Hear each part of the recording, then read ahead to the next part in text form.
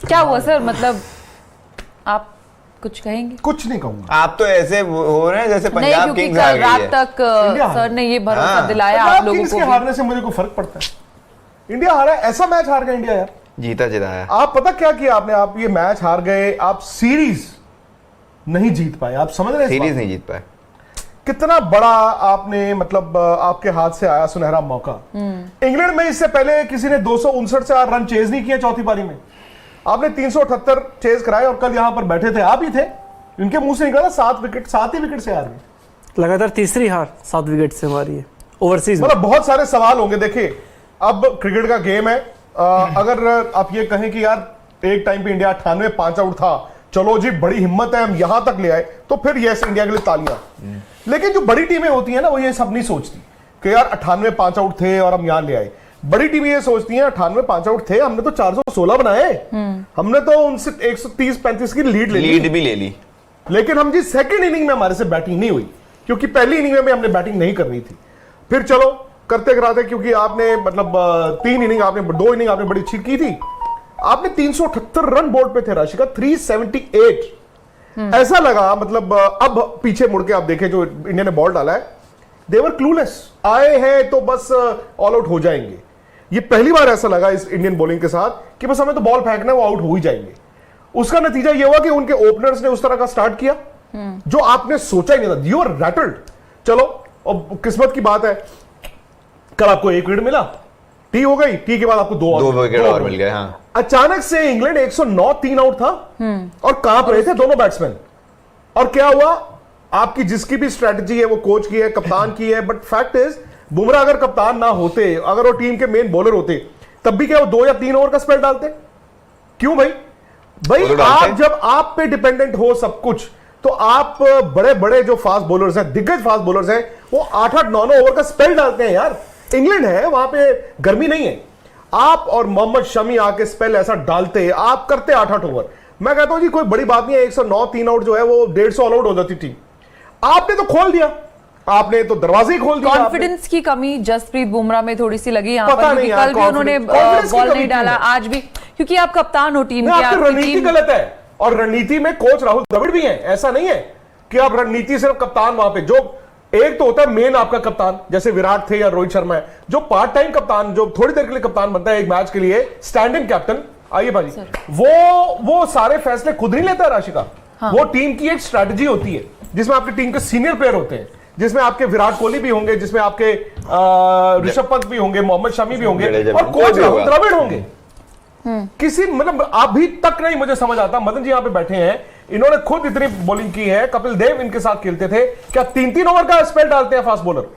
कहां पर जो मैच फंसा हो, जो सीरीज फंसी हो, लाइन पे हो, और आप दुनिया के इतने बड़े फास्ट बॉलर, आपसे दुनिया कांप रही है, आप 2 या 3 ओवर का स्पेल थोड़ी डालोगे। आप 8 ओवर का स्पेल डालोगे, एक तरफ से 8 ओवर उधर से मोहम्मद शमी से कराओगे, आप फंसा के रखोगे 109 3 आउट। वो तो खैर देखिए, 119 की हम कल बात कर रहे थे, करिश्मा वो करिश्मा क्या होना था? आज भी आपने शुरू किससे करवाया?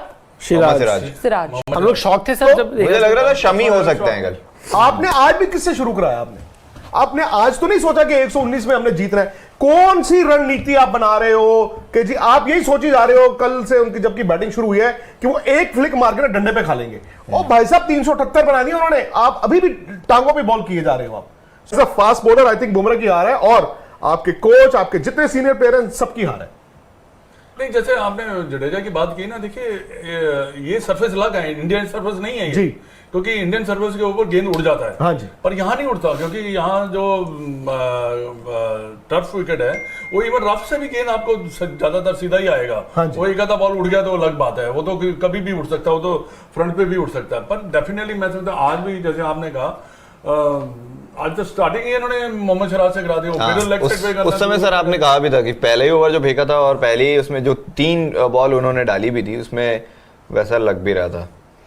बट जॉनी बेस्टो और Joe Root, it's not a joke. अच्छा, इंग्लैंड में मतलब तकरीबन 150 साल से टेस्ट क्रिकेट हो रही है, 140-45 सालों से किसी ने किया नहीं है चौथी इनिंग में इतना चीज सक्सेस। ये बेस्ट विन है उनकी, अमेरिका इंग्लैंड की। मैं कहता हूं कमाल कर दिया भाई।